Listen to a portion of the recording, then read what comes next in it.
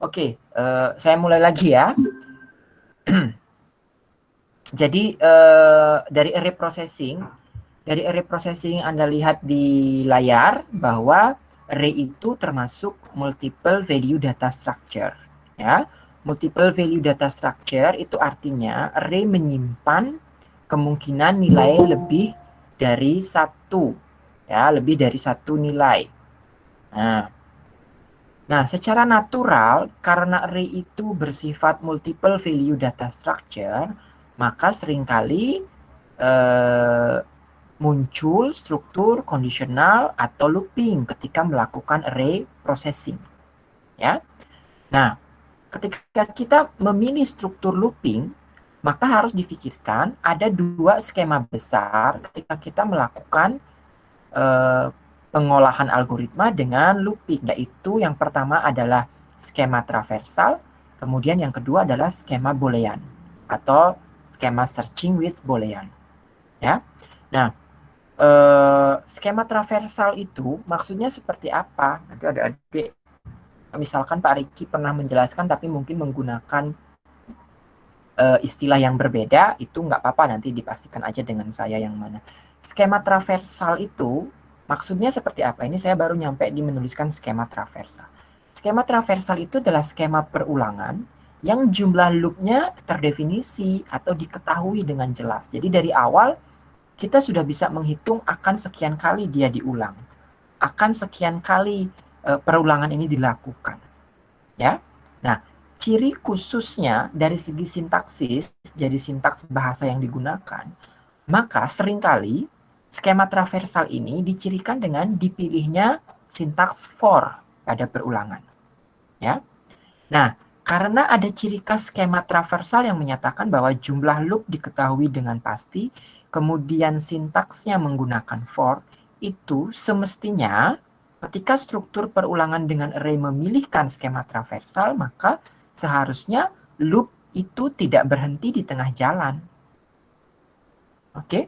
Nah, maksudnya begini, seringkali saya sering melihat kode-kode pemrograman yang dibuat adik-adik mahasiswa yang memanfaatkan sintaks-sintaks dalam bahasa tertentu, misalkan ya, exit, break, atau goto, yang membuat kita bisa berhenti dan melompat kemanapun kita mau. Nah, itu secara sintaksis sebenarnya tidak keliru, artinya program kita kan tidak error, di-compile masih oke, jalan. Tetapi secara konseptual, struktur looping traversal yang membuat loopingnya tetap berhenti di tengah jalan mendadak, kapanpun kita mau, itu tidak elegan. Ya, artinya secara sintaksis itu tidak keliru, tetapi itu kurang bersih programnya, kurang sempurna struktur perulangan yang memang dipilih. Itu maksudnya skema traversal.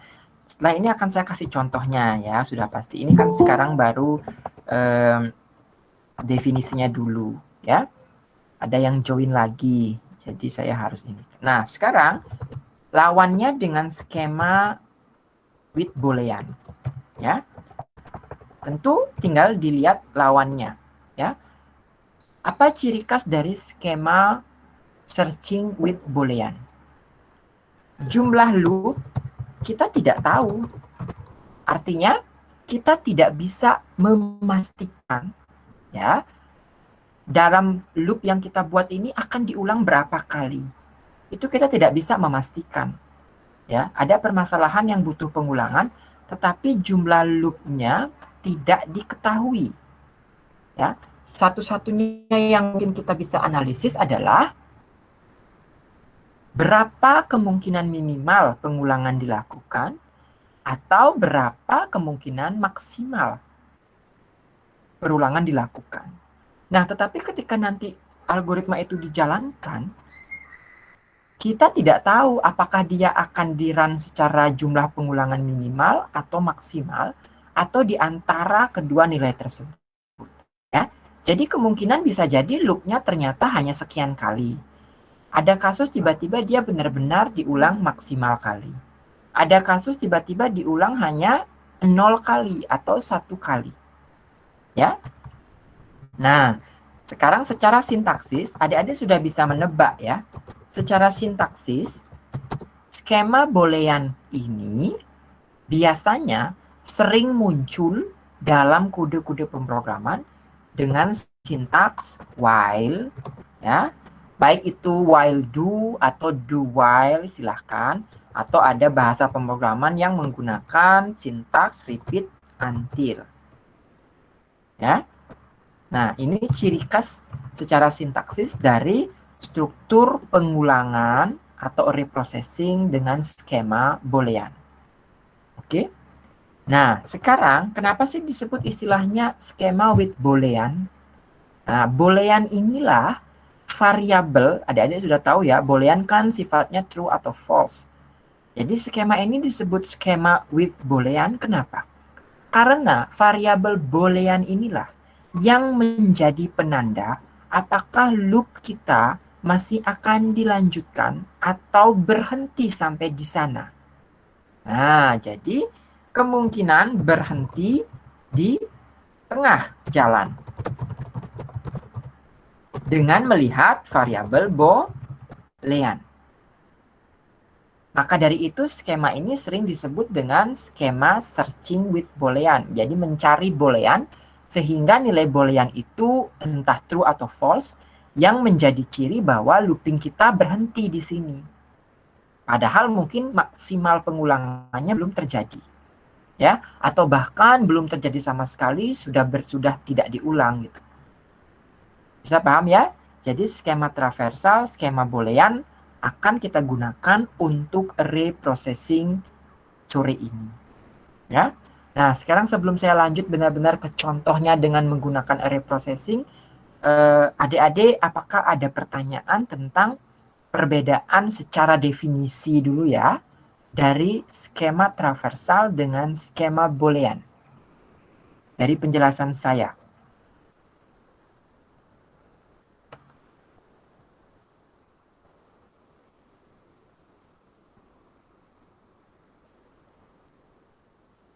Tidak ada? Oke. Kalau tidak ada, sekarang saya lanjutkan dengan contoh. Ya. Nah, sekarang dengan contoh. Oke. Misalkan sebuah array T. Ya. Saya hanya gambarkan dengan notasi saya. Ingat, saya nggak sintaksis, jadi tidak langsung di editor bahasa pemrograman. Karena itu nanti silakan untuk praktikum. Misalkan sebuah array T terdiri dari angka 3, 5, 8, 2, 1. Ya, sebuah array T yang isinya 5 elemen. Ini adalah array of integer. Kalau minggu lalu array of character yang disebut dengan string oleh Pak Riki. Tapi Pak Riki juga sudah menjelaskan contoh array of integer. Ya, jadi deretan angka-angka integer membentuk sebuah array. Oke. Nah, sekarang dalam array T ini kita pasti sudah tahu n-nya artinya apa? Jumlah elemennya loh ya. Jumlah elemennya. Kenapa? Karena definisi konseptualnya menyatakan array adalah static data structure atau struktur data yang dinamis.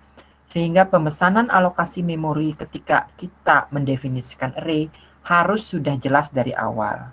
Mau berapa ruang, kan? Jadi n-nya diketahui. Ya. Jadi ini 6. Oke.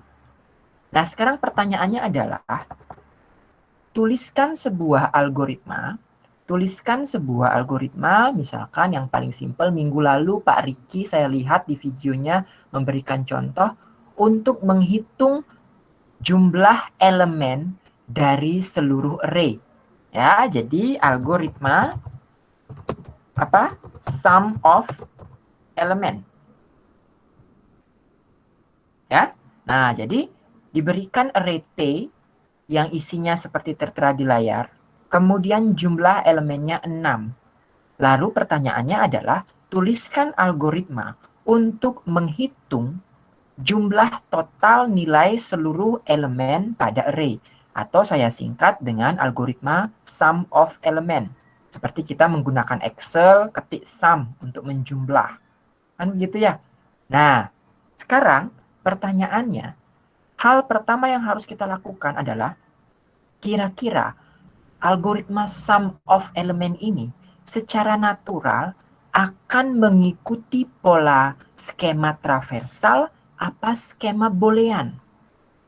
Nah, sekarang kita pikirkan, solusinya seperti apa? Yang namanya mengetahui sum dari sebuah T, kan begitu ya? Kita mau hitung sum of element dari T. Secara prinsip, dalam kehidupan manusia, tugas kita kan menjumlahkan ya. Apakah berapa nilai T1, ditambah berapa nilai T2, ditambah nilai dan seterusnya semuanya sampai ditambah nilai T ke, kalau ini 6, 6. Ya, kan itu solusinya kita udah tahu nih, secara manusiawi kita tahu, oh untuk mendapatkan sum of element dari array, maka saya harus menjumlahkan T1, T2, T3, T4, T5, T6. Artinya, kita harus mengakses, mengunjungi, ya toh? Untuk bisa dapat T1, saya harus mengunjungi T1, accessing T1. T pada posisi ke-1 atau array pada indeks ke-1. Harus dapat T2 array pada indeks kedua dan seterusnya. Ya. Nah, itu artinya kita tidak mungkin berhenti di tengah jalan ketika kita mengulang-ulangi mengakses T1, T2, T3 untuk bisa menjumlahkan ke dalam sum yang kita mau. Benar tidak? Nah, ini artinya secara analisis kita bisa menentukan bahwa sum of element menganut konsep apa? Skema traversal. Ya. Nah, jadi algoritmanya akan seperti apa? Ya, algoritmanya seperti apa? Saya harus menyiapkan sebuah variabel penyimpan. Kalau saya sering nyebutnya ini adalah algoritma dompet kosong. Algoritma mengisi dompet kosong. Artinya gimana? Anda dikasih dompet sum yang awalnya bernilai kosong. Lalu, Anda disuruh mengunjungi 5 keluarga Anda pas Lebaran Idul Fitri untuk minta uang saku. Ya, jadi nenek ngasih berapa, masukkan ke dompet. Ibu ngasih berapa, masukkan di dompet. Di dompet kan terakumulasi lama-lama. Nah, makanya sum of element ini saya sering sebut algoritma mengisi dompet kosong. Ya, dan tergolong traversal. Jadi, pertama dompetnya kosong, Pak. Nah, ini jawabannya ya. Ini solusinya ya. Ini algoritmanya seperti apa. Dek, mohon diingat bahwa saya menuliskan bukan sintaks bahasa C, tetapi saya membuat notasi algoritmik yang umum. Nanti tinggal diterjemahkan ke bahasa C, silakan. Jadi, dompet pertama sum itu kosong. Lalu, karena skema traversal menyatakan bahwa saya sudah pasti akan mengunjungi ke 6-6-nya elemen array atau ke n-n-nya elemen array untuk bisa saya masukkan nilainya di dompet sum saya. Ya, karena kita sudah yakin tahu bahwa akan dilakukan proses itu sebanyak n kali atau 6 kali dalam hal ini karena n-nya 6. Disitulah ciri pertama traversal. Jadi kita akan pakai for, ya. Misalkan ya, dari i-nya sama dengan 1, to berapa? To n. Di sini saya tulis n. N-nya ketahuan 6. Ya. Nah, ini skemanya saya tulis dalam bahasa algoritmik yang umum. Tugas kita ngapain? Tugas kita adalah menjumlahkan dompet kosong kita dengan elemen array yang kita temukan. Oke? Nah, jadi lihat algoritmanya. Algoritmanya menyatakan seperti ini. Dompet kosong sum adalah 0, lalu saya harus mengulang-ulang mengunjungi elemen array yang bersangkutan, menjumlahkannya secara akumulatif ke dalam dompet saya. Proses itu saya harus lakukan sebanyak n kali. Tidak mungkin berhenti di tengah jalan.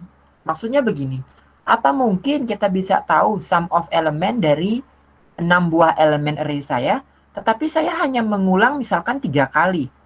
Saya berhenti di indeks keempat. Kan nggak mungkin. Lalu indeks kelima dan indeks keenam nilainya berapa? Kita nggak tahu. Nah, makanya permasalahannya tolong traversal. Ya, jadi pasti 6 kali nih Pak mengulangnya, atau pasti n kali. Dengan catatan n-nya terdefinisi. Dan di sini N pasti terdefinisi karena secara natural, secara konseptual, kalau definisinya array statik, maka N-nya diketahui. Ya, sehingga dengan algoritma ini kita memastikan bahwa output dari algoritma ini akan tersimpan pada variabel sum. Oke? Nah, itu contoh yang pertama. Contoh algoritma dengan skema traversal. Ya. Contoh yang kedua, saya akan berikan contoh yang kedua ya. Ini saya hapus. Kalau tadi kita menghitung sum of element. Apa yang terjadi misalkan kita diberikan permasalahan algoritma count of element X. Permasalahannya begini, Dek. Diberikan sebuah array T seperti yang tertera pada layar dengan N yang terdefinisi. Lalu, algoritma yang harus kita tulis adalah tuliskan algoritma untuk mengetahui berapa banyak elemen array tersebut yang bernilai sama dengan X. Bisa paham ya? Atau dalam hal ini adalah count of X. Kita harus menghitung ada berapa banyak elemen array tersebut yang nilainya sama dengan X. Nah, X itu ya input dari user. Nah, sekarang lihat. Berarti permasalahannya gimana nih? Kalau saya harus tahu ada berapa X di sana, berarti prosesnya bagaimana? Saya harus mengakses setiap elemen array, lalu membandingkan apakah dia X atau tidak. Jika dia X, maka saya akan mengakumulasikan counternya. Nah, artinya apa? Mungkinkah kita berhenti di tengah jalan untuk bisa tahu ada berapa banyak X di dalam elemen itu? Kalau ada 10 elemen array, masa kita bisa tahu bahwa prosesnya sampai di elemen kelima, Pak, lalu kita tahu elemen X-nya ada sekian. Kan tidak bisa, toh? Jadi, problem dari count of element X juga tergolong traversal. Ya. Nah, sekarang kita buat traversal. Pertama kita siapkan dulu counternya. Counter dari X itu adalah 0. Kemudian pakai for sama dengan yang tadi, kita harus bergerak dari elemen array nomor 1 sampai N. Ya. Yang kita lakukan adalah apa? Mengecek. Kan kita mengecek apakah elemen array pada indeks tersebut adalah X atau bukan. Jadi, struktur kondisional muncul di sini. Ya, cukup dengan simple kondisional. Hanya satu if saja, yaitu apakah array yang sedang saya kunjungi ini sama dengan X? Ya toh? Kalau misalkan dia sama, maka count saya bertambah. Bisa paham ya? Jadi bertambah 1. Nah, inilah struktur algoritmanya. Outputnya akan ada di variabel count. Oke? Ini juga traversal. Kenapa? Karena proses yang diulang, yaitu mengakses elemen array, lalu membandingkannya dengan struktur kondisional. Apakah dia X atau bukan, lalu menjumlahkan count kalau dia X. Itu harus dilakukan secara penuh sebanyak N kali. Pengecekan ini harus dilakukan sebanyak N kali, Dek. Tidak mungkin kita tahu ada 5 elemen X di sana tanpa kita sudah ngecek keseluruhan elemen array. Jadi looping ini tidak berhenti di tengah jalan, benar-benar dilakukan sebanyak N. Itulah prinsip utama dari skema traversal. Ya. Oke, jadi yang pertama saya udah kasih contoh sum of element, kemudian count of element, itu semuanya traversal. Lalu contoh yang berikutnya. Apa kira-kira? Siapa yang bisa memberikan saya contoh permasalahan yang membutuhkan skema traversal? Yang bisa nggak? Sebelum saya berikan.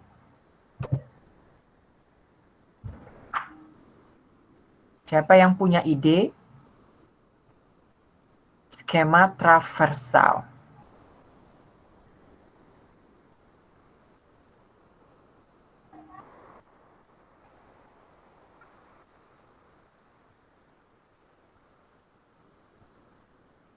Ada gambaran, Dek? Bagaimana dengan mencari nilai maksimum atau minimum pada array? Maksimum atau minimum elemen?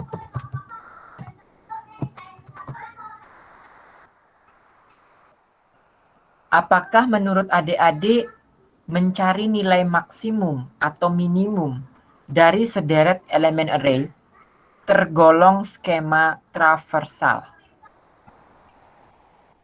Siapa yang bisa memberikan jawaban?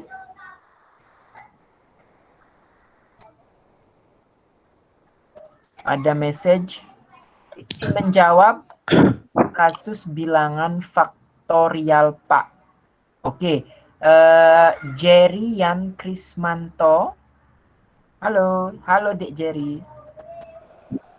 Halo Pak. Ya, coba dipaparkan lebih lanjut tentang jawaban adik bahwa menghitung bilangan faktorial itu adalah skema traversal. Silahkan Dek Jerry. Iya.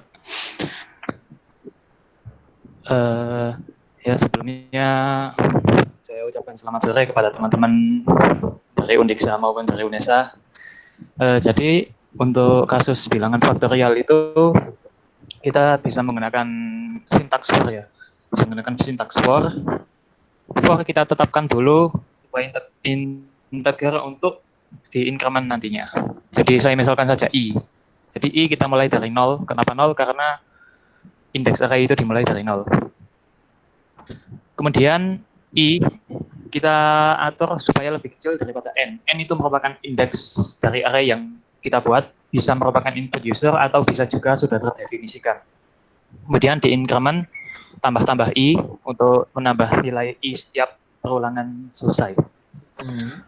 Jadi untuk membuat faktorial ini, faktorial itu kan kasusnya bilangan yang dikalikan dengan bilangan setelahnya ya. Jadi 1 kali 2, 1 kali 2, habis itu dikali 3, dikali 4, dan seterusnya. Nah, jadi kita siapkan saja sebuah variabel, sebuah integer. Misalnya saya misalkan saja integernya di sini X. Jadi X itu nanti sama dengan apa itu? Array, nama array-nya, nama array, kemudian indeks dari array tersebut adalah I, dikali indeks dari array tersebut adalah I, dikalikan dengan array itu sendiri. Maksudnya elemen di dalam array itu sendiri. Jadi setiap perulangan itu selesai, kita akan mendapatkan hasil 1 dikali 2. Misalnya saya sebut saja N-nya adalah 6. Jadi nanti mengulang-ulang perkalian. 1 dikali 2, habis itu hasilnya 1 dikali 2 itu 2 dikalikan dengan 3, habis itu dikalikan dengan 4, habis itu dikalikan dengan 5, dikalikan dengan 6, dan seterusnya. Sampai N itu selesai. Oke, ya, mungkin Jerry, terima kasih. Mungkin seperti ini ya formasi permasalahanmu. Pertama, Dek Jerry mengangkat tentang algoritma menghitung bilangan faktorial, ya. Tetapi Dek Jerry menggunakan array ketika menghitung faktorial. Contohnya seperti ini ya. Jadi kalau saya mau menghitung 6 faktorial atau N sama dengan 6, maka Dek Jerry seolah-olah punya sebuah array yang isinya bilangan 1 sampai 6 karena faktorial kan harus berurutan, tidak sembarang seperti isi array saya ini. Begitu ya kira-kira ya Dek Jerry. Kalau saya tidak pas menangkap maksud jawaban Dek Jerry, tolong disampaikan langsung. Jadi teman kalian ini dari UNESA mengangkat permasalahan faktorial. Berarti kalau mau menghitung 6 faktorial misalkan kita akan punya array yang isinya adalah bilangan yang akan dikalikan nanti untuk faktorial. Mohon maaf Pak, ya. mau membenarkan. Ya, bagaimana? Ya, saya ini tadi agak nulinder. Jadi faktorial itu ditambah bukan dikali. Ya, adik kan tambah toh. Iya. Ya, enggak apa-apa. Saya paham tapi maksudnya. Yang jelas kata kuncinya faktorial. Oke. Nah, jadi menurut adik Jerry, di sini akan ada algoritma traversal. Kenapa?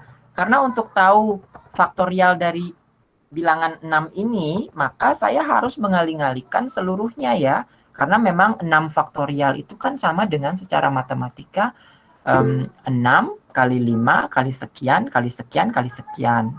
Oke, atau kalau mau dibalik 1 kali 2 kali 3 kali 4 kali 5 kali 6. Bagus sekali. Ini ada yang nyumbang jawaban nih. Tuh. Ini disumbangkan oleh Alvin Bahtiar. Jadi permasalahan yang tadi disampaikan oleh adik Zeri sudah diberikan oleh Alvin. Jadi dia akan menghitung for dari I sama dengan N, artinya turun ke bawah. Nah, ini sudah sintaksnya sudah sintaksis sekali ya dalam bahasa C. Kemudian akan dihitung berapa pengali dan pengalinya ya. Jadi kalau misalkan di sini kita punya nilai faktorial, di dalam for ini akan dikalikan nilai faktorial berapa? Faktorial dikalikan dengan T ke I karena mulainya dari 1 ya, I-nya mulainya dari N turun ke bawah sampai nilai 1. Nolnya tidak masuk ya. Nah, nilai faktorial di sini ya bisa diinisialisasi diinisialisasi dengan nilai 1. Kenapa? Karena pengali terakhirnya tentu adalah dikali 1. Ya. Oke. Saya kira ini contoh yang bagus dari Dik Jerry, kemudian didukung juga oleh Dek Alifian dari UNESA bahwa faktorial adalah permasalahan yang menggunakan skema traversal. Oke, good. Nah, sekarang karena tadi udah ada 3 contoh traversal ya. Pertama count of element, sum of element pertama, lalu count of element, lalu faktorial dari array. Walaupun sebenarnya kalau menghitung faktorial ya tidak harus disimpan dalam array ya. Tapi ini Jerry mungkin memanfaatkan struktur data array untuk menghitung faktorial. Nah, sekarang kita akan lanjut ke contoh permasalahan dengan traversal ya. Contoh permasalahan dengan boolean. Ya. Contoh yang paling pakem adalah searching. Ya, tentu saja searching. Kenapa? Dari itu struktur kita sering disebut istilahnya dengan searching with boolean. Karena ide dasar pertamanya adalah mencari sesuatu. Ya. Jadi kalau misalkan kita punya struktur array seperti yang tadi, random seperti ini ya. Nah, kemudian permasalahannya N-nya diketahui juga. N-nya kan diketahui sebenarnya 6. Oke. Permasalahannya adalah kita disuruh mencari tahu apakah ada elemen yang bernilai X di sana. Beda dengan yang tadi ya. Kalau count of element, problemnya adalah berapa banyak. Ya, jadi berapa banyak elemen array yang bernilai X. Itu traversal. Karena kita harus menghitung atau mengecek keseluruhannya. Berapa banyak. Sementara kalau yang ini, problem algoritmiknya menyatakan bahwa adakah elemen bernilai X pada array saya. Artinya apa? Kalau adakah, itu artinya kan kita mencari minimal 1, maka jawabannya ada. Kalau lebih, ya nggak masalah. Tetapi kalau 1 sudah ditemukan, kita berhak di tengah jalan. Yang namanya ada sesuatu kan mencari minimal 1. Tidak menghitung berapa banyak, lain lagi kalau count. Ya. Nah, tugas kita kan berarti begini. Kalau saya dikasih array seperti ini, kemudian nilai X, anggaplah ya, saya contohkan X itu 7. Kita disuruh mencari adakah elemen yang bernilai 7 pada array saya. Maka skema booleannya menyatakan apa? Pertama saya cek dulu ya, elemen pertama. Apakah dia 7? Tidak. Kalau tidak, pengulangannya saya lanjutkan. Mengecek yang kedua. Apakah dia 7? Bukan, ternyata 4. Lalu saya mengecek lagi yang berikutnya. Sampai kita berada di elemen 7. Kalau kita berada di elemen 7, berarti kan jawabannya true. Ada berarti elemen bernilai 7. Maka algoritma kita berhak untuk berhenti di sana. Tidak perlu menghabiskan waktu sampai mengecek ke elemen sisanya. Ya, maka dari itu skema permasalahan ini akan tergolong skema boolean. Karena walaupun kita tahu bahwa batas maksimum pengulangannya adalah 6, tetapi selama jalan algoritmanya terjadi, kita tidak pernah tahu akan berapa kali proses mengecek elemen array membandingkannya dengan X itu dilakukan. Bisa jadi dilakukan hanya sebagian sebelum 6 atau bisa jadi sampai 6. Nah, inilah ciri skema boolean. Ya. Jadi yang pertama kita lakukan apa? Algoritmanya seperti apa? Algoritmanya kita akan membutuhkan sebuah variabel boolean. Contohnya ya, saya pakai variabel boolean pertama kali adalah false. Kenapa false? Karena kan kalau found itu menyatakan kondisi ketika nanti di found atau ditemukan yang kita cari. Maka found pertama kali kita inisialisasi dengan false. Ya. Jadi pakai false. Setelah itu kita akan memulai pencarian dari indeks nomor 1. Ya. Wajar karena kita indeks array-nya dari 1 misalkan, silahkan. Nah, di sini seperti tadi dijelaskan di bagian konsep definisi, searching with boolean atau skema searching with boolean menggunakan sintaksis while. Jadi kita akan pakai while. Ya. While apa? While apa? Kita akan melakukan pengecekan dan pencarian selama kondisinya bagaimana? Berarti kan selama kondisi not found atau belum ditemukan. Ya enggak? Jadi while not found kita akan melakukan pencarian selama not found. Dan tentu saja apa? Ini predikat booleannya harus dikombinasikan dengan apa? Dan i-nya masih lebih kecil atau sama dengan n. Ya. Jadi ada dua kondisi boolean pada predikat while ini. Yang pertama urusan found ini menyatakan bahwa kondisi yang akan memberhentikan looping kita kalau sudah ditemukan datanya. Sementara yang kondisi predikat boolean yang kedua, yang i lebih kecil sama dengan n, itu untuk memastikan kondisi ketika data yang kita cari tidak ditemukan karena memang tidak ada. Kan ada peluang data yang dicari itu nggak ada. Kalau kita terus bergantung sama nilai not found, nanti looping kita kebablasan jadi error. Karena sudah lewat data yang dicek tetapi masih not found, looping kita tidak berhenti. Jadi ada kondisi pemberhenti ketika data yang dicek sudah habis walaupun kondisinya masih not found. Ya. Nah, jadi yang kita cek apa? Ini saya kasih tanda n while dulu. Di sini kita ngecek. Di setiap masuk nilai TI, kita akan ngecek. Ya, kalau indeks array pada posisi ke i itu ternyata sama dengan X yang kita cari, maka itu artinya apa? Itu artinya kondisi found ditemukan. Kita update nilainya dengan true. Jadi saat TI sama dengan X, maka nilainya menjadi found itu true. Sementara jika tidak, else, jadi ini pakai struktur kondisional dengan negasi ya, else, maka tugas kita ngapain? Yang dicek ternyata bukan X. Tugas kita adalah menaikkan counter i ini untuk pengecekan selanjutnya. Nah, bisa paham ya?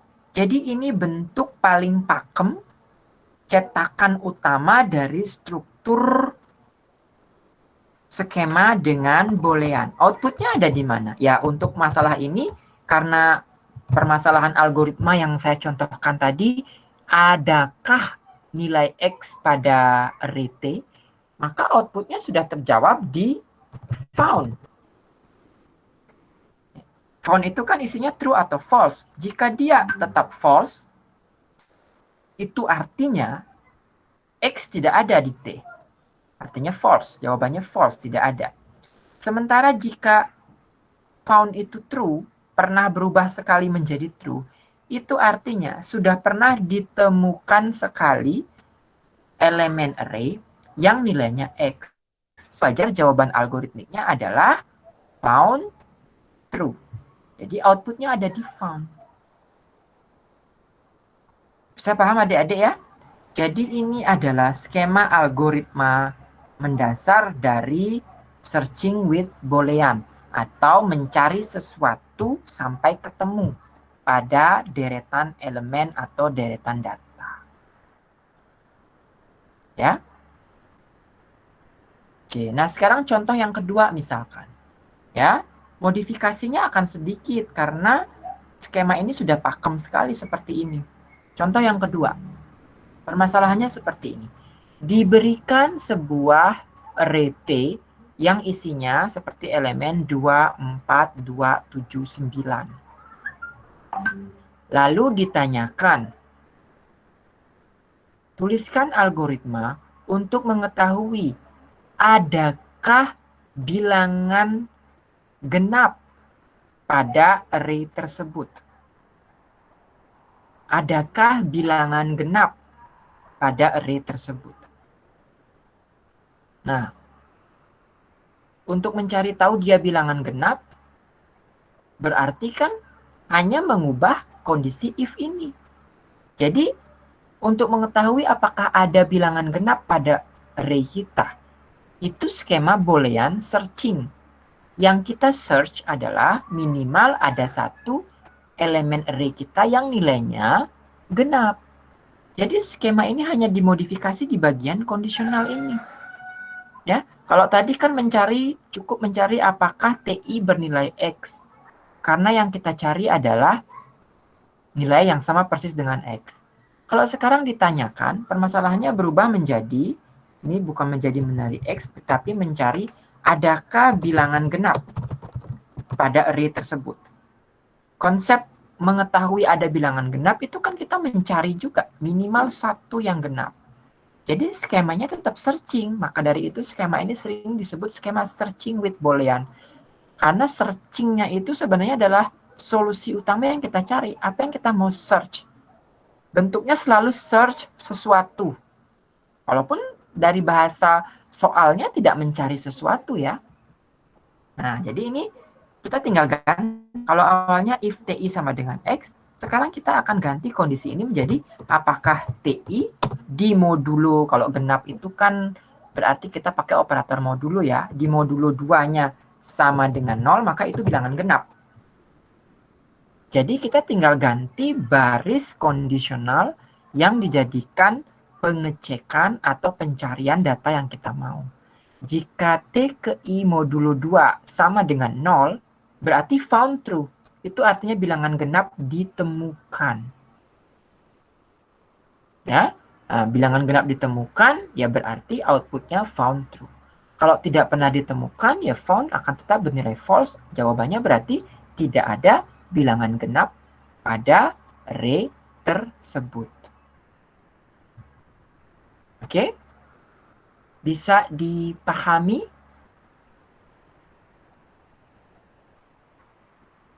Apakah ada pertanyaan?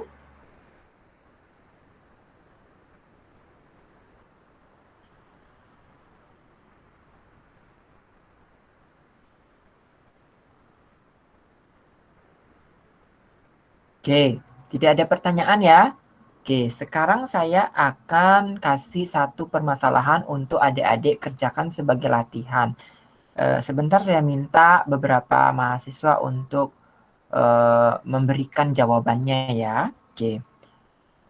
Saya akan tuliskan contoh permasalahannya dulu. Ya.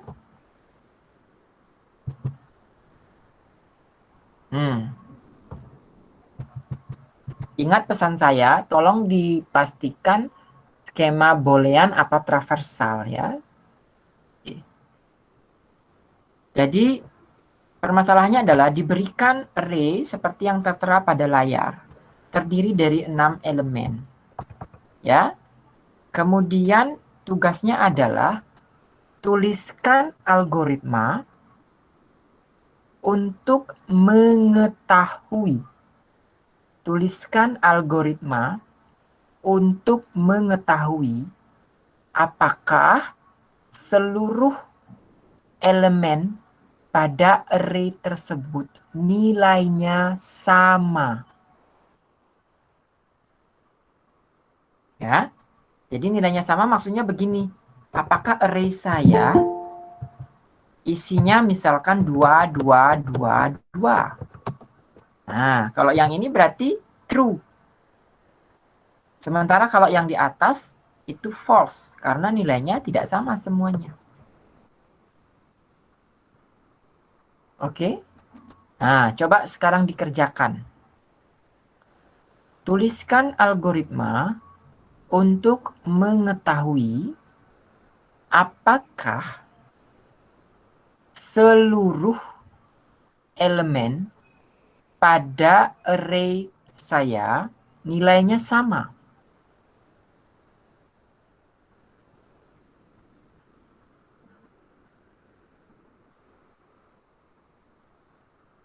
Oke, saya bimbing dulu ya. Yang pertama kita harus memikirkan kira-kira dia akan traversal apa boolean. Siapa yang bisa memberikan pendapatnya? Pak, sepertinya ini permasalahan akan skema traversal apa skema boolean dan alasannya kenapa?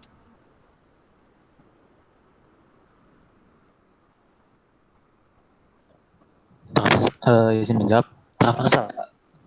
Ya, Karena bentar, ini siapa biar teman-temannya tahu? oh ya, ya. Izin menjawab, saya Jarian Kriswanto dari UNESA, kelas TIB 2020 UNESA. Oke, silahkan Dek. Ya, jadi kalau menurut saya ini merupakan sebuah skema traversal karena ini kita harus memeriksa semua array-nya. Jadi semua elemen, dengan kata lain n sama dengan 6 elemen itu tadi harus kita periksa. Jadi ada batasnya, tidak mungkin ini berhenti di tengah jalan. Sampai Oke, itu jawaban dari, terima kasih ya Dek. Oke, terima kasih atas effortnya untuk membantu. Jadi ya, menurut jawabannya, ini akan tergolong traversal. Karena untuk saya tahu bahwa seluruh elemennya sama, ya berarti saya harus ngecek dari depan sampai ke belakang. Nah, itu yang membuat alasannya memilih skema traversal. Ada nggak jawaban yang lain?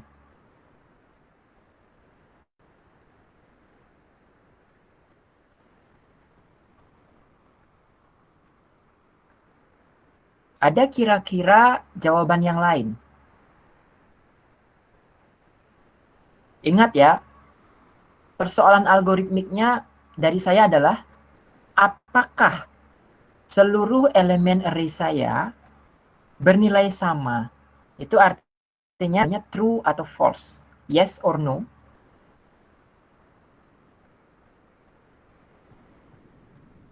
Ada jawaban yang lain? Tidak ada. Berarti semuanya setuju traversal. Izin menjawab. Ya, Abdul Rahman, silahkan. Saya Abdul Rahman dari UNESA, izin menjawab. Jadi kita juga bisa menggunakan boolean. Jadi kita awalnya mendeklarasikan integer pada array pertama. Lalu jika array seterusnya tidak sama dengan array tersebut, maka booleannya bisa menjadi false. Oke, terima kasih Abdurrahman atas perspektif yang berbeda dari jawaban temannya. Nah, sudah ada dua jawaban yang berbeda ini ya. Sekarang saya akan memberikan gambaran seperti ini. Ketika permasalahan algoritma ini saya sampaikan bahwa kita apakah seluruh elemennya sama? Itu perspektif kita harus dibalik. Bisa jadi kita bisa menjawab permasalahan apakah seluruh elemennya sama, diganti dengan permasalahan apakah minimal ada satu yang tidak sama. Benar tidak? Jadi, soal algoritmik yang kelihatannya traversal sebenarnya adalah boolean. Ya, kenapa? Karena kita bisa menjawab pertanyaan apakah seluruh elemennya sama, ya atau tidak. Itu dengan cara mencari minimal satu yang tidak sama.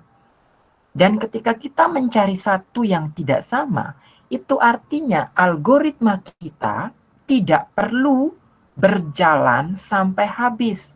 Tetapi kita sudah bisa menjawab permasalahan ini. Ya, maksudnya begini. Kalau Anda pengen tahu apakah seluruh elemennya 2, atau sama lah ya, saya nggak bilang harus 2, tapi sama. Berarti yang terjadi pengecekannya kan begini. Saya ngecek apakah T1 dengan T2 ini sama. Kalau dia sama, berarti masih mungkin dia sama. Lalu kita cek 2 dengan 3. Kalau 1 dan 2 sudah sama, lalu 2 dan 3 ini sama. Berarti 1, 2, 3 itu sama. Dan masih mungkin sama. Ya, pengecekan berlanjut terus. Apakah 3 dengan 4 sama juga? Kalau sama, berarti 1, 2, 3, dan 4 itu sama. Nah, kalau suatu saat ada elemen, misalkan di sini saya ganti menjadi 4 nih ya.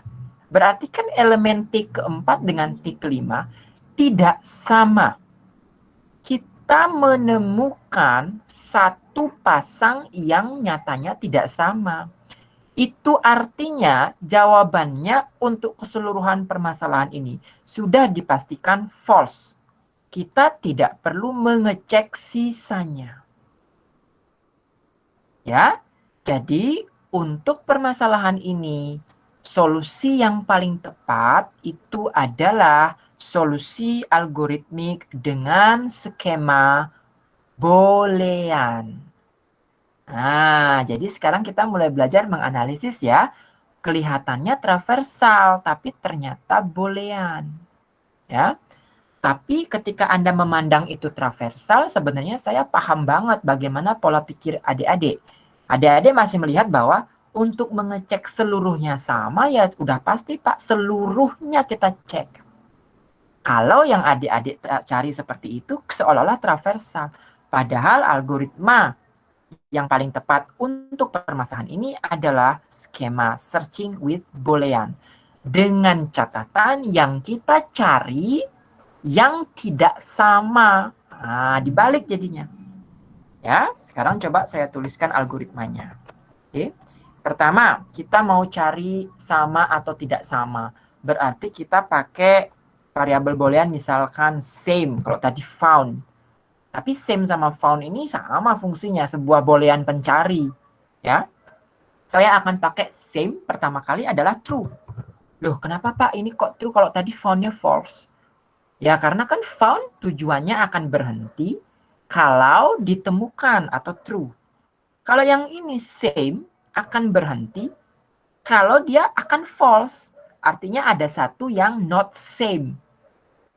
Ya, jadi bisa dibalik-balik, jangan khawatir. Tetapi kita ikuti pola pikir yang sangat natural dari manusia. Jadi di awal kenapa same itu true? Karena asumsinya oke, di awal asumsinya data saya masih sama semua. Belum ditemukan yang tidak sama. Sehingga same adalah true. Lalu seperti biasa, I-nya mulai dari 1. Ya. Nah, sekarang mengecek dari mana? While, kan while.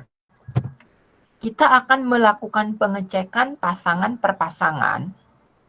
Ya, kenapa? Karena kan T1, T2 sama nggak? Kalau sama masih ada peluang dia sama. Habis itu T2, T3 sama nggak? Berarti kita tugasnya ngapain? Kita akan mengecek selama same. Kalau yang tadi kan while not found. Artinya sama belum ditemukan. Kalau sekarang kita akan mengecek selama same itu true. Belum false. Ya, artinya, oh ini masih dianggap sama. Berarti masih masuk pengulangan. Ya, dan kondisi pemberhenti kalau semua data dicek itu adalah ketika I itu lebih kecil dari N. Kenapa bukan lebih kecil sama dengan? Karena kita akan memanfaatkan dua indeks sekaligus ketika pengecekan. Ya, coba dilihat. di sini sekarang ya. Ini n while, saya tutup. Jadi pengecekannya kan begini. Jika suatu saat nanti T pada elemen ke I itu tidak sama, saya pakai tidak sama pakai tanda ini deh. Ya, Anda bisa pakai tanda yang manapun. T ke I plus 1. Karena kan mau ngecek elemen pertama dengan elemen kedua. Elemen kedua dengan elemen ketiga. Sehingga saya mengecek apakah elemen ke I tidak sama dengan elemen ke I plus 1. Yang saya cari yang tidak sama. Karena ini ada I plus 1, sehingga saya nggak boleh berhenti mengulang sampai I-nya N. Nanti lewat, nggak ada T ke N plus 1, nggak ada. Kita berhentinya I sebelum N, sehingga sudah mengambil yang ke N. Ya, paham ya? Nah, ini kalau terjadi kondisi ada yang satu pasang TI dengan TI plus 1 itu tidak sama, berarti same saat itu akan kita ubah menjadi false. Ada same yang false, artinya tidak sama. Kalau misalkan masih sama, ya tinggal dilanjutkan. I-nya di counter. Nah, jadi outputnya akan tertera di sisa variabel same yang terakhir kali. Kalau same-nya tetap true, berarti seluruh elemennya sama. Kalau same-nya pernah menjadi false, berarti ada elemen yang tidak sama, minimal 1. Dan itu jawabannya berarti elemennya semuanya tidak sama. Jadi algoritma ini menganut konsep boolean, bukan traversal.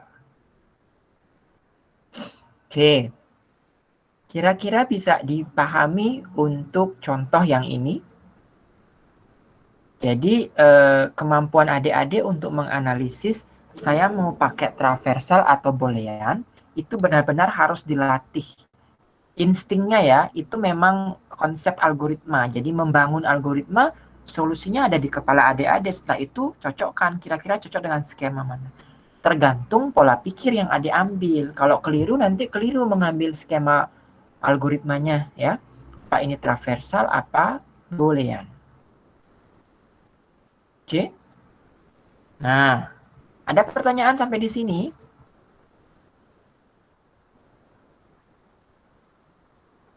Oke, tidak ada. Sekarang saya contohkan sekali lagi permasalahan yang lain. Ya, dengarkan baik-baik. Diberikan array seperti pada layar. Jadi selalu array processing ya, karena saya bilang ini array processing. Dengan N6.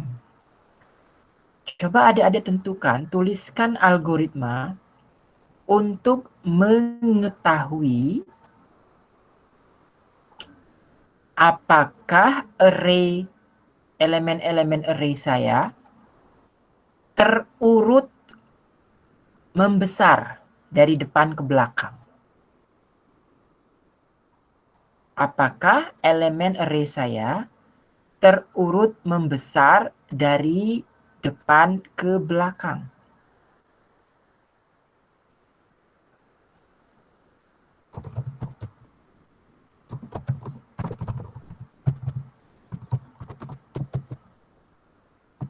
Siapa yang bisa memberi jawaban? Kira-kira itu skema traversal apa boolean?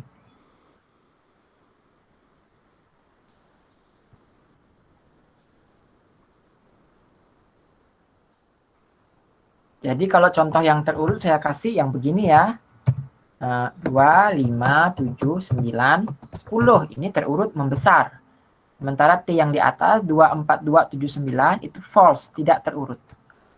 Kira-kira jawabannya skema traversal apa boolean?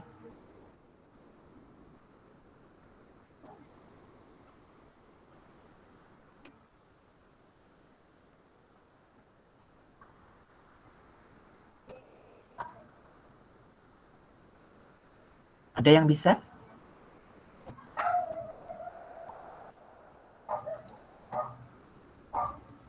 Adakah yang bisa menjawab? Coba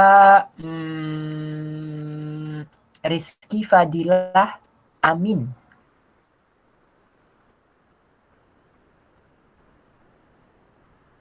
Halo Dek Rizky.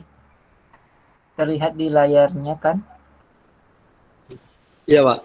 Ya, kira-kira menurut adik Rizky ini skema traversal apa boolean?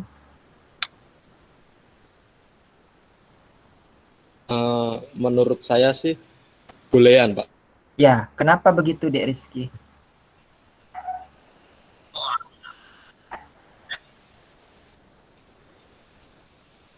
Karena kan kalau mengurutkan tuh satu-satu, Pak.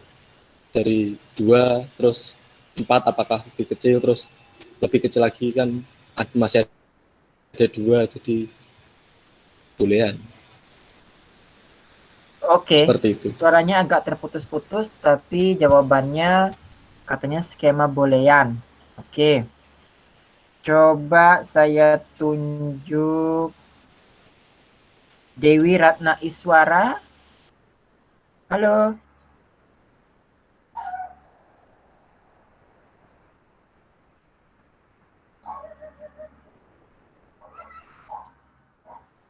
Ya, menurut Halo, Dewi, Pak. ini traversal apa boolean?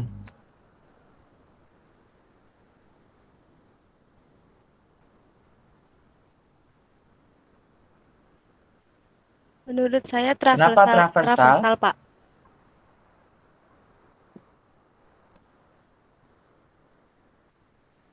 Karena kita mengurut, berarti mengurutnya itu satu-satu. Jadi berurutan.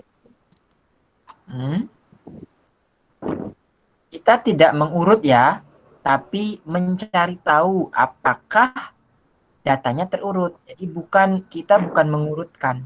Kita mengecek, mencari tahu isi elemennya terurut apa tidak. Jadi bukan algoritma mengurutkan, bukan, tapi mengecek apakah datanya terurut.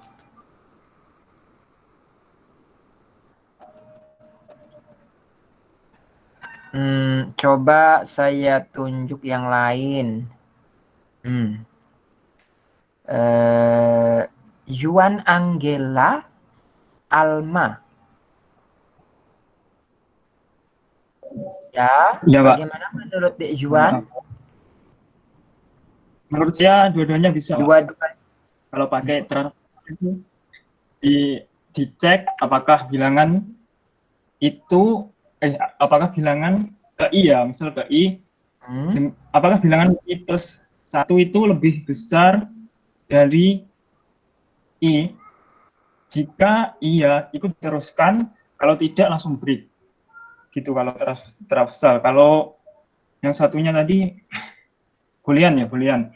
Kalau boolean Ya. itu pakai kayak tadi. Yang pertama tadi apa tadi? Yang tadi Kayak itu mengecek bilangannya sama. Ya. Pakai boolean dan kurang dari N gitu. Kayak dicek semua dan pakai boolean. Jika yang bilangan selanjutnya itu lebih kecil atau tidak terurut, langsung di false agar efektif gitu temnya. Tem eksekusi agar efektif. Oke. Adik Juan, terima kasih, jawabannya bagus sekali.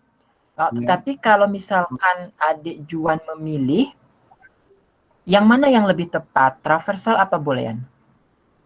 Kalau saya pakai traversal karena if-nya itu lebih gimana ya, lebih cepat kalau menurut saya, lebih efektif gitu, langsung di break gitu. Oke, tapi kalau misalkan membreak itu kan sama dengan artinya Anda men-stop variabel boolean toh? Iya, sama saja sebenarnya. Ya, jadi itu maksud saya ya. Jadi Dek Juan tadi menunjukkan bahwa seperti itulah kadang cara berpikir kita. Jadi break itu bisa digunakan sebenarnya ya. Tetapi tanpa kita sadari, kita sebenarnya sudah merancang boolean pada traversal gitu loh ya. Jadi sebenarnya seharusnya dari awal ini boolean. Nah, itu maksud saya. Jadi buat apa kita menuliskan skema traversal tetapi kita menanti kondisi break? Ya, jadi secara sintaksis tidak salah. Saya setuju dengan Dek Juan bahwa itu bisa dieksekusi di run bisa, ya. Tetapi secara struktur jadinya agak kurang elegan. Kenapa? Karena Kalau memang dari awal kita menanti kondisi dengan break, berarti itu sama dengan menanti kondisi ketika kita bisa berhenti sewaktu-waktu. Dan itu adalah seharusnya berbentuk skema boolean. Walaupun ketika dikode di program dengan for kemudian ditambahin break itu akan terjadi. Ya. Oke, jadi benar sekali jawaban tadi. Kalau kita buat ya ini akan bentuknya kalau skema boolean akan sama ya seperti yang tadi. Jadi yang misalkan terurut ya sort ini adalah pertama kali kita anggap true ya karena awalnya kita anggap berurutan. Kemudian kita cari i sama dengan 1, bentuknya akan sama while sort selama dia masih dalam kondisi dianggap terurut dan i-nya lebih kecil dari n. Ya. Oke. Nah, yang kita lakukan adalah mengecek.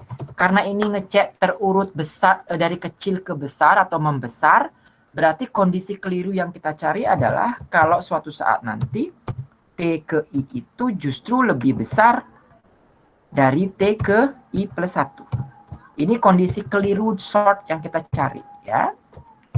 Bergantung disuruh mengecek terurut mengecil lain lagi, terbalik nanti ini. Jadi sort akan bernilai false. Oke.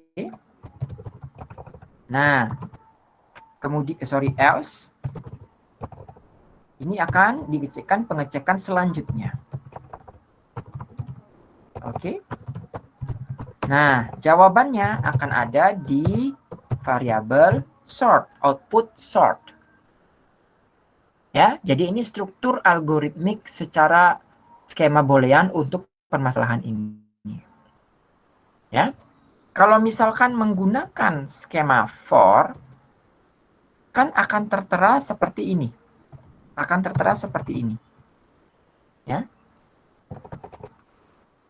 Yang pertama itu kita bisa mengecek di sini. Sort for i, anggaplah dari 1 to n. Ya. Di sini juga sama kan? Kita akan mengecek ini. Tetapi, tuh, di sini kita mengecek.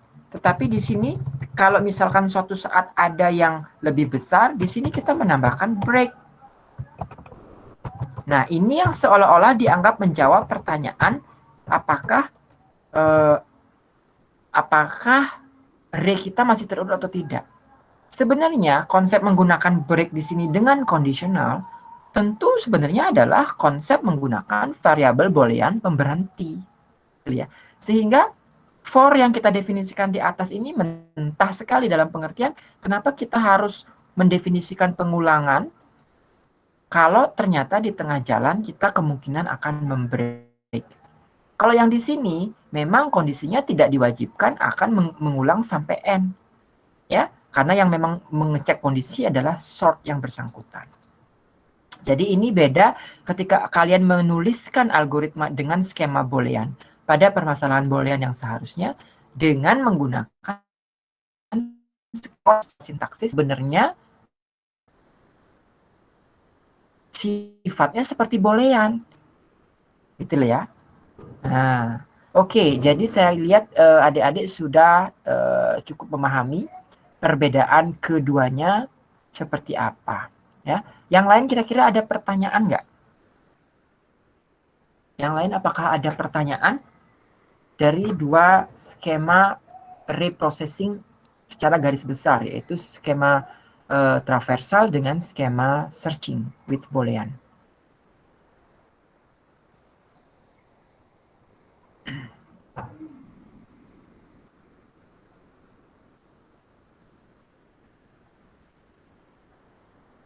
Oke, Pak Riki, apakah masih di sini? Halo Pak Riki, kalau mungkin masih di sini. Halo Bapak. Iya Oh, Bapak. masih ya Pak Riki. Ya. Iya, Pak. Pak Riki, kira-kira ada yang ditambahkan nggak? Kalau saya tadi ada yang terlewat atau ada sedikit kekeliruan sebagai penutup gitu Pak Riki. Jadi mungkin ada yang sedikit berbeda biar agak sinkron kita. Gimana Pak Riki? Silakan Pak Riki. Kalau dari saya sih sudah cukup banyak ya Pak. Kami juga sangat berterima kasih, terutama perbedaan dari traversal dan boolean.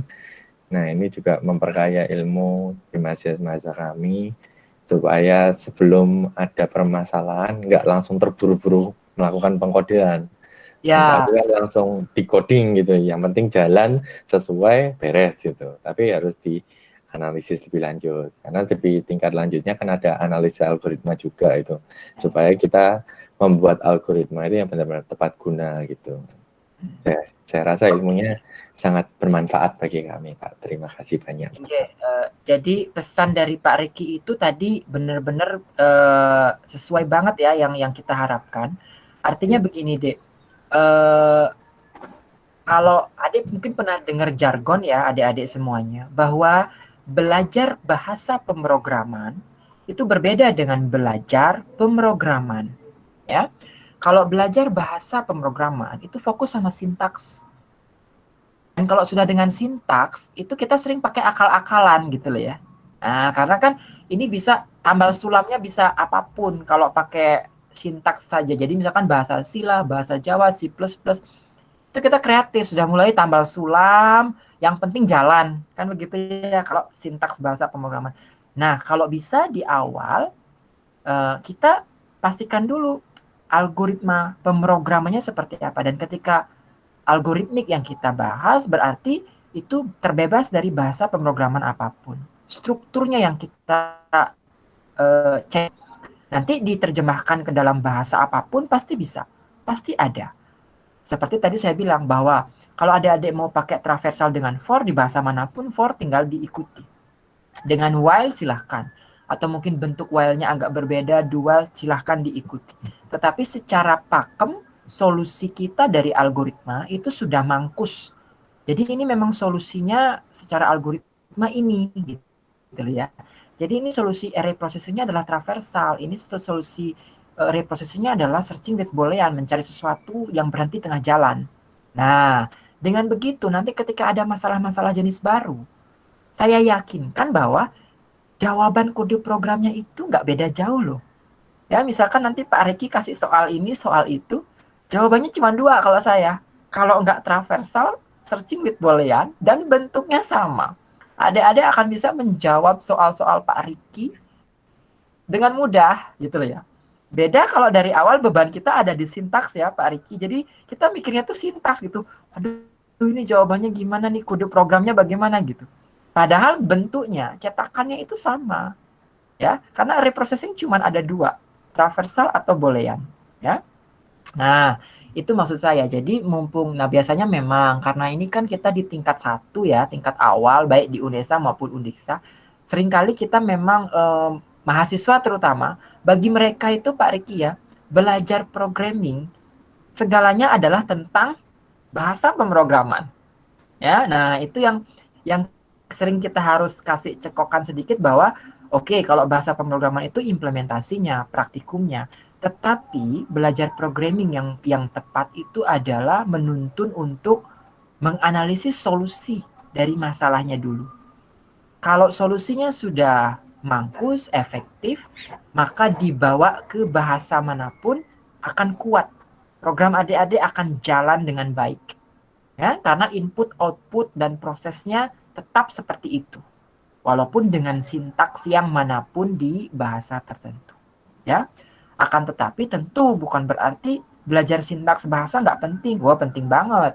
Ya, kita udah jago nih analisis algoritmanya, sudah tahu algoritmanya, setelah itu pindahkan ke bahasa ya harus jago juga.